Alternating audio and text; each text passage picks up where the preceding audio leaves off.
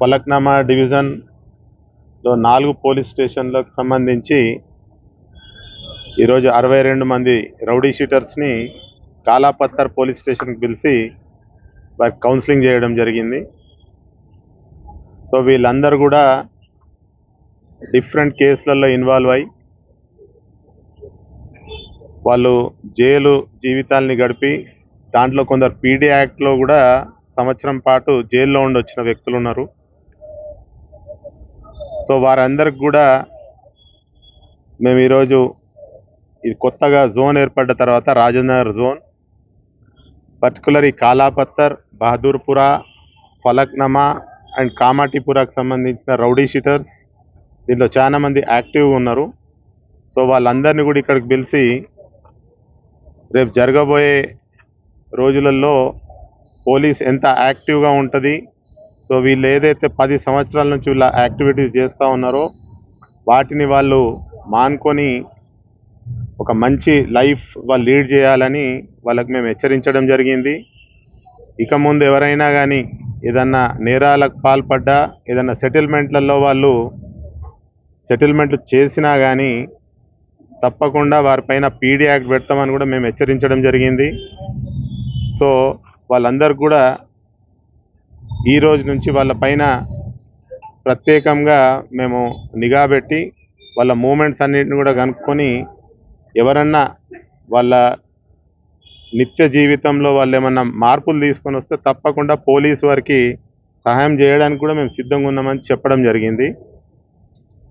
Sir, ఒక పక్క మీరు సహాయం చేస్తామంటున్నారు, మరో పక్క తప్పు చేస్తే ఉప్పు పదం తంచి వేస్తామనేసి హెచ్చరిస్తున్నారు. 24 hours అయితే మీరు మానిటరింగ్ చేస్తున్నారు సార్. ఇప్పుడు ఎలా సాధ్యం అవుతుంది? అంటే క్రైమ్ నుంచి మీరు దూరం ఉంటారా, లేకపోతే ఏదైనా ఉపాధి కల్పిస్తారా? ఏ విధంగా? అంటే దాంట్లో వాళ్ళందరూ కూడా వాళ్ళ లైవ్లీహుడ్ కోసం ఏదో ఒక వ్యాపారం కానీ ఏదో ఒక పని చేసుకునే వాళ్ళందరూ కూడా.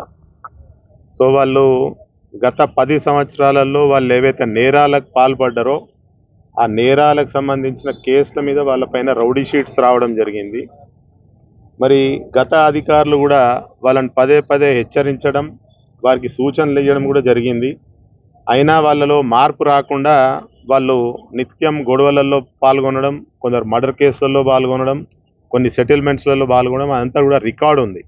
సో వాళ్ళందరినీ కూడా ఈరోజు పిలిచి వాళ్ళకి హెచ్చరించి వాళ్ళకి మళ్ళీ కొన్ని సూచనలు కూడా ఇవ్వడం జరిగింది. సో ఈ రోజు నుంచి ఎవరైతే వాళ్ళ నిత్య జీవితం వాళ్ళ పని వాళ్ళు చేసుకొని లైవ్లీహుడ్ పోలీస్ సైడ్ నుంచి ఏమీ ఉండదు, వాళ్ళకి ఎలాంటి పని మేము కల్పించేది లేదు. వాళ్ళందరూ కష్టపడి వాళ్ళు పని చేసుకుంటున్నారు.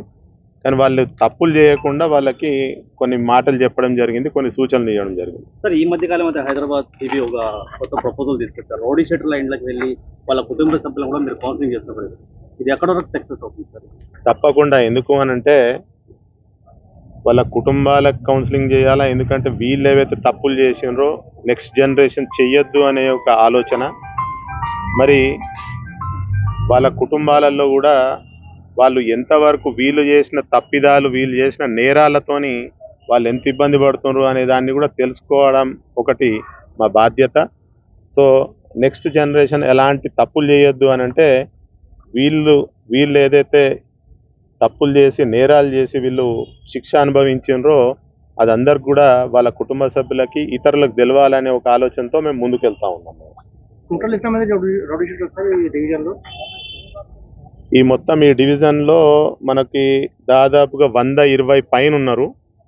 దాంట్లో ఒక సుమారు 15 వరకు జైళ్ళల్లో, వివిధ జైళ్ళల్లో ఉన్నారు. మళ్ళీ కొందరు ఈ కాలాపత్తర్ దాంట్లో, ఫలక్నామా దాంట్లో వాళ్ళు వివిధ జైళ్ళల్లో ఉన్నారు. వేరే రాష్ట్రాల జైళ్ళల్లో కూడా ఉన్నారు, జైళ్ళల్లో ఉన్నారు. ఈ కాలాపత్తర్కి సంబంధించిన ఒక రౌడీ షీటర్ని ఇక్కడ నుంచి తడిపా చేస్తే అతను వెళ్ళి నిజామాబాద్లో అతను వాళ్ళ ఇన్లాస్ ఇంట్లో ఉన్నాడు. సో అక్కడ పోలీసులకు కూడా సమాచారం మేము అందించడం జరిగింది. అతని పైన నిజామాబాద్లో కూడా ప్రత్యేకంగా నిఘా ఉంది అతని పైన.